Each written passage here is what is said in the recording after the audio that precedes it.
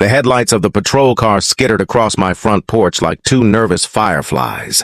For a second, the world held its breath, the kind of stillness that comes right before a storm or right after something you thought impossible finally happens. I was standing on the walkway with a cold takeout bag in one hand and my phone in the other, blinking at the screen as if it might rewrite itself into something less real. "Sir, step away from the woman with the bag," the officer called, voice steady but low enough to keep a crowd from exploding. People were already gathering. Mrs. Kowalski from 3 doors down with her terraced roses, a teenager in a delivery uniform leaning against his bike, Tom from across the street in his slippers, and a dozen homeowners who'd come because, well, something had finally gone off the rails on Elmwood Lane. The woman held the paper bag like a trophy. Her sunglasses were still on, even though it was late. The kind of accessory that said she expected people to stand back and admire her composure. That composure had a name on it. Patricia Hartwell, president of our HOA, the person half the neighborhood called Karen when they laughed about her behind closed doors. To me, she had always been a smooth, practiced storm, a clipboard in one hand, a drill sergeant's tone in her voice, and an armory of regulations tucked into her back pocket. But she was not smiling now. Her jaw had that hard, white edge to it that people get when they realize they've pushed one argument too far. She looked small for her fury, and the bag in her hands felt suddenly absurdly heavy. "This is my property," I said, almost mechanically, the words tasting like metal. The officer nodded toward my phone. "We have a delivery receipt here, sir." The driver marked the order delivered at 7:02 p.m. "Did you authorize anyone to take it?" I opened my mouth to say what anyone would say. My order had been made through my app, my card charged, my confirmation number on the screen. But then the teenager on the bike handed me his phone and pointed to a grainy clip that someone had just uploaded to the neighborhood feed. The video, grainy, too bright, showed my driveway at 7:03. A woman in a blazer walked up, glanced at the camera, and scooped a stack of brown paper bags into her arms like she'd found cash on the sidewalk. She smoothed her blazer, adjusted her sunglasses, and walked off toward her car without looking back. I remember feeling the world go slow in that particular way it does when your stomach drops, and all your plans rearrange themselves around one new fact. The officer asked me to confirm the order total. I read the number aloud with my lips dry and my chest oddly hollow. $532.79. The officer's face did not change. He did not laugh, he did not scoff. He glanced at his partner, who was already dialing. "Sir," he said, deliberately calm, "the law treats theft over $500 differently. That's grand larceny in this county. Grand larceny." The words sat between us like a verdict yet to be read. Patricia's eyes, even through dark lenses, were widening. She looked like a person who had been handed a line from a play she hadn't rehearsed. That was the moment the porch light felt too small for what was happening. The bag in her hands didn't feel like lunch anymore. It felt like a fuse. If you'd told me a year ago that a bag of food would be the thing that broke Elmwood Lane into two factions, I would have laughed. My life then was the kind of small, steady rhythm that makes you forget you're even living for a little while.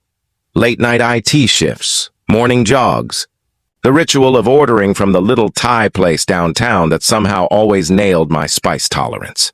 I was careful, quiet, the kind of neighbor who trimmed his hedges on Sunday mornings out of habit rather than civic duty. We'd been living in this development for 3 years, and in that time we'd watched it settle into the kind of order most people mistake for community. There are committees and bylaws and a president who shows up both to insist and to be noticed. Patricia had been that president for nearly 2 years, every meeting a performance, every enforcement a lesson. She had a way of making everything sound urgent. The right mailbox paint, the correct shade of shrubbery, the precise angle of a bird feeder. Most people tolerated it with a resigned smile, an occasional fine here, a polite email there. But folk humor and tolerance only go so far when someone starts treating neighborliness like a revenue stream. We'd had our run-ins. Once she came to my door about the unauthorized set of string lights I'd put up for my birthday party. She measured them with a level and an intensity I reserved for server migrations. Another time, she fined a friend in the cul-de-sac for an unapproved utility cover that had been functional and safe for years. Every time she rapped with that clipboard, there was a certain satisfaction she derived from being the arbiter, the one who could say no with authority. For me, she'd always been an irritation. But irritation is not the same as threat, not until the night my delivery was hijacked. That week had been brutal. My team at work was in patch mode, all hands on deck to fix a cascading outage after an upstream provider decided it would be a good idea to update things without telling anyone. I hadn't slept properly since Tuesday. By Friday, I was exhausted, running on the kind of adrenaline that makes you hollow. I ordered dinner for the whole support team. 5 entrees, 10 sides, drinks, desserts, because someone on shift needed to have one warm, steady thing to look forward to. The receipt was a small, sacred document in my phone. Confirmation number. The delivery driver's name, the time stamped. $532.79 seemed obscene to spend on a group dinner, but we earned it. I left my apartment for 5 minutes to check a server rack, and when I came back, the app pinged, delivered. No knock. No doorbell. Just delivered. And inexplicably, my meal gone. In this neighborhood, delivery drivers often drop bags and nab the leave-in spot without a fuss. People do favors. They take things to the neighbor across the lawn if someone's got stairs. Sometimes courtesies happen. What doesn't happen, or so I thought, was your HOA president deciding she is the gatekeeper of everyone's meals. I called the driver. "It shows you delivered to the front stoop," he said, surprised. "I didn't see anyone take it." "Maybe somebody else grabbed it." I checked the doorbell camera. In the time-stretched clip the next-door neighbor had uploaded, there she was, Patricia. She walked up as if responding to a civic duty, glanced up at the camera, and then, without knocking or asking, took the bags and walked them away. She slid them into the back seat of her car like a librarian shelving books. I remember my brain trying to categorize it in 5 seconds. Did she think she was enforcing some rule? Did she think it was trash? Was it charity? The rap that she used, the brisk, efficient motion of someone who believed she had the right, made my skin prickle. I sent her a message. "Patricia, that was my order. Can you please bring it back?" No reply. Of course not. I went to her house because what else do you do when someone takes your dinner in broad daylight? She answered the door with that same sharp posture. "We have guidelines," she said before I could get 3 sentences out. "Deliveries should be left at the porch and verified by recipients. This was obstructing community access." She pointed to a list of bylaws printed in a font that suggested you could be put on trial for bad taste. "You can't just take people's property," I said. "This was charged to my card." "This was community property," she said, with a kind of certainty that made even the air feel judged. "Unverified deliveries must be secured." "Secured by stealing from me?" I asked. She blinked as if I'd offered a radical new interpretation of the statutes. "I was protecting the neighborhood. Besides, the families who live here sometimes receive inappropriate items. You can imagine the absurdity of it. A woman telling me, earnestly, that she'd improved the safety of the lane by taking my pad thai. But when she used the language of authority, protecting, securing, something clicked in her favor. She had convinced herself, and maybe half the board, that her actions were sanitary, civic-minded. That momentum is dangerous because it wears the face of legitimacy. After that visit, she posted a note on the HOA app about a new initiative. Community delivery verification. It was a short post with a longer intention. I called my lawyer, who laughed at first and then stopped when I told him the total. If she took possession of goods valued over $500 and refuses to return them, that's criminal, he said. Document everything, which I did. I started collecting evidence the way you collect shells. A receipt here, a copy of the HOA post there, the doorbell footage. People began to message me. "She took my groceries last month. She took the cake from my daughter's birthday and claimed it was improperly labeled." Suddenly, I wasn't the only one with a weird hole in my evening where dinner used to be. Patricia's curiosity about other people's property had been, apparently, a habit. For me, this became bigger than a meal. It became a test of whether we allowed a person to weaponize rules against individuals. Being the kind of person who's had bureaucrats breathe down his neck for his entire career, I know how paper can slice. Signatures, bylaws, recitals, italic notes, they can turn common sense into a cudgel. The next morning, I walked the neighborhood like a man with a mission and a camera. You don't realize how many folks are willing to help until someone else stands up and says no. Mr. Alvarez from the corner introduced me to a woman whose Amazon packages had been taken. A young mom said Patricia had confiscated a set of art supplies her kid had been saving for school. Evidence piled up like dirty dishes. I still tried to handle it politely. I sent Patricia an email. Please return my order. This is theft. I included the receipt. I included the doorbell footage. I CC'd the HOA board and left the message in a tone that was professional, but resolute. It felt important to give her every chance to undo what she'd done. People will always tell you, give them the dignity of a chance. Fine, I gave her that chance and she used it to make more rules. Her reply was the kind of message you get from people who've convinced themselves that being hard is equivalent to being right. She wrote that anyone receiving deliveries in the common area must register for delivery verification, and that for the safety of the neighborhood, unregistered packages would be held for collection by board members. It was bureaucratic poetry. Of course, she said nothing about the fact that held for collection meant she might personally take them home. That afternoon, I drove to the address of the third-party delivery company that handled the order. They were cooperative but limited. They could verify drop-off, driver ID, and invoice. They were helpful in that way businesses often are, procedural, concise, but unable to make moral judgments. The driver, a kid named Malik, felt terrible. He told me he'd left the bags at the porch at 7:02, saw a woman pick them up, asked if she was with me, and she said, "Yes, I'm with the neighborhood." When he later saw his surveillance footage, he recognized her car. I felt something odd then. The flicker of courage that only arrives when you realize you've got nothing to lose and everything to prove. I began drafting the complaint to hand to the police, and with it I assembled the folder that would become my small, stubborn Bible, receipts, the footage, screenshots of posts where she celebrated her community collection initiative, statements from folks she'd taken items from. The folder grew fat quickly. On Tuesday night, I went to the community meeting with that folder under my arm. Patricia took her position at the front like a captain on a bridge. Her supporters, two women who had benefited from her neighborhood watch, and a particularly eager maintenance man who liked having directives, sat close, nodding in time with her sentences. People in the back shuffled. Some were curious, some anxious. When it was my turn, I stood up and spoke plainly. I recited the facts, the receipts, the doorbell footage. I offered the names of neighbors who had been affected. I watched Patricia's face as information landed, a color drain, then a tightening. She tried to redirect. This was about safety, about community standards. But evidence is stubborn. It sticks to the truth. The board voted to open an inquiry. That should have been the end of procedural drama. Instead, it ignited something else. Either she would apologize and return the goods, or she would double down. She chose the latter. 2 days later, she sent out a message to the entire HOA, reminding people of the new policy, and in the same breath accusing me of escalating a small civic procedure into a personal vendetta. She did not return the food. I filed the police report that afternoon.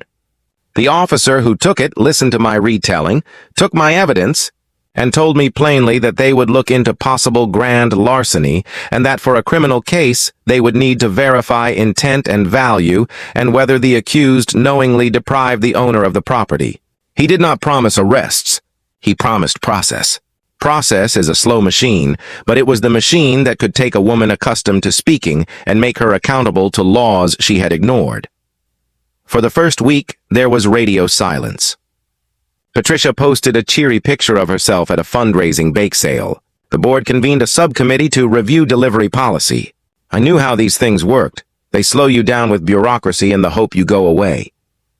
But the neighborhood's sentiment had shifted. People started to bring up other items, fines that had hung like storm clouds over families, threats that had left folks acquiescent. Stories circulated. The folder I'd stuffed with receipts and videos had a heartbeat now. It was more than just my takeout. Then, out of nowhere, the neighborhood app lit up with a live video link. It was from Malik, the driver, who had uploaded full footage to the cloud, not the clip someone had used for the doorbell camera, but the driver's dash cam and the store's CCTV. The files were larger, clearer, and damning. In one clip, you could see Patricia approach, lift the bags into her arms, and walk to her car. In another, you could see her opening the bags later. A cascade of plastic containers spread across her kitchen counter. Neighbors started to show up on my doorstep with statements. "She took my garlic bread," said one.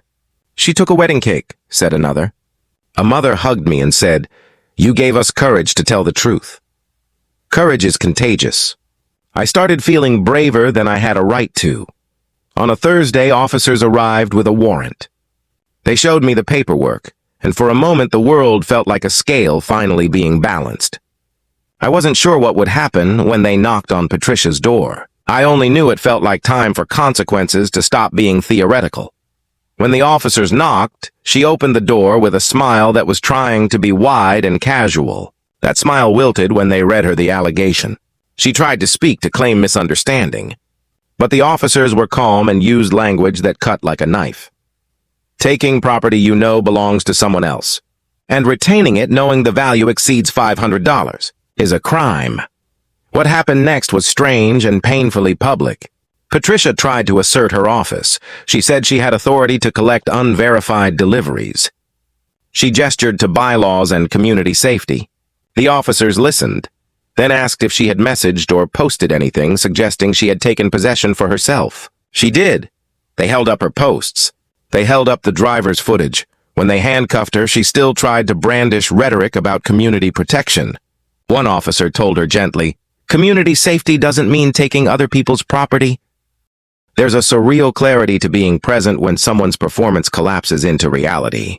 Patricia had always staged her role to perfection, clipped emails, curated inspections, a practiced, indignant tone to rally allies. Arrest stripped the set away. The cameras we joked about now switched angles. 911 had become a punctuation mark at the end of her authority. In the holding room, she maintained a stare that tried to find me, to anchor itself in our shared street. She mouthed words I couldn't hear. Neighbors came, some to watch, some to hold witness statements, others out of a thorny curiosity. Parents clutched children. Someone quietly recorded on their phone. The prosecutor took a look at the evidence and charged her with grand larceny and several counts of theft by deception. The distinction in the statute was precise. Knowingly depriving an owner of property over $500 elevates the theft charge. In layman's terms, taking someone's order for dinner, if the value crosses that threshold, becomes a felony. It's not about pizza or pad thai anymore. It's about whether someone can use power to take things and expect the law not to notice. In court, the defense tried strategy after strategy. They argued she believed she was acting in the community's interest. They produced testimonials from a couple of folks who swore she'd been protective and prudent. But the prosecution had receipts, literal ones. The invoices, the video evidence, bank statements tracing purchases to her house, and statements from residents she'd taken things from. During cross-examination, the prosecutor asked the maintenance man, who had previously been an eager nodder in HOA meetings, to recount the times Patricia had asked him to clear the porch of packages. The man's discomfort was visible. He had a memory of being excited to have a boss, but then waking up to the moral weight of being part of an offense. "She told me to take things that looked like they didn't belong to residents," he admitted, eyes downcast. That admission, coming from an ally, cut deeper than any video. Neighbors testified with dignity. A woman whose husband had been ill described the pain of waiting for medicine that never arrived because Patricia had collected it. A father described his daughter's ruined birthday cake. Their stories had no flourish, just the tiredness of people who had been wronged. The jury listened. They looked at the law, at the evidence, and at the pictures of Patricia's kitchen with bags open on the counter. It felt absurd to see her in the photographs of her own home, an authority figure reduced to evidence. The verdict came quicker than I expected. Guilty. When the judge read the sentence, Patricia's face turned every color of regret people use in novels. She received a sentence that balanced punishment with an eye toward rehabilitation. Time to reflect, substantial restitution to the families, community service, and probation. The theft charges carried jail time potential, and while she didn't get the maximum, she did get jail. There would be a record now that could not be scrubbed by press releases or curated charm. In the weeks after the case, I watched the ripples. The HOA looked different. Meetings changed tone. The board that had once swallowed her rhetoric now focused on clarity, better bylaws, more transparent processes, and stronger checks on who had authority to act on behalf of the community. People who had been silent before started to speak. The maintenance man resigned and later apologized in person to those he'd helped wrong. Patricia's marriage, always cloaked in polite distance, strained. Gossip whispered she'd lost clients at her job and that people she'd once boasted to now avoided her. There are strange, small satisfactions in justice. I'm not reveling in anyone's fall. I know what humiliation feels like. But there is a structural, cold pleasure in knowing the system can function when bent. The most important part of it was not the headline or the laughter of some neighbors. It was the return of things to rightful owners and the knowledge that self-appointed power could not, without consequence, become a weapon.